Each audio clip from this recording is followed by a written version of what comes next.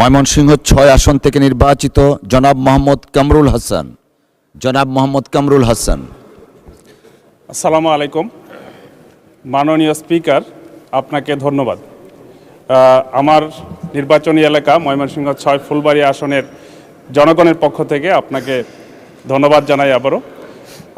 মাননীয় স্পিকার, আমাদের ফুলবাড়িয়া থেকে ময়মনসিংহ সদরের যে রাস্তাটি, এটি হচ্ছে 18 ফিট প্রশস্ত এবং এখানে প্রায় 1.5 শতাধিক বাস প্রতিদিন ঢাকায় যাতায়াত করে।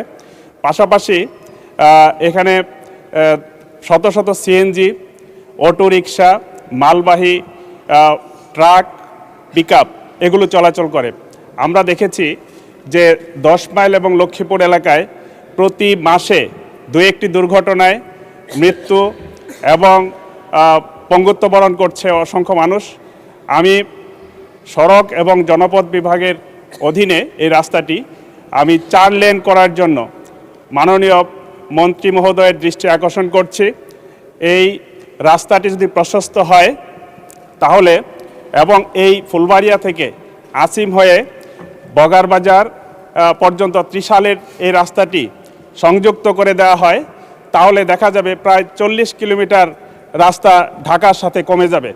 আমি মাননীয় সড়ক পরিবহন মন্ত্রী মহোদয়ের দৃষ্টি আকর্ষণ করছি যাতে এটা সম্প্রসারণ করা হয় এবং 4 লেনে উন্নীত করা হয়।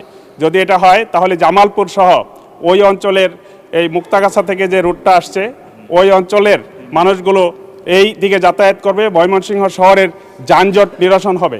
ধন্যবাদ মাননীয় স্পিকার।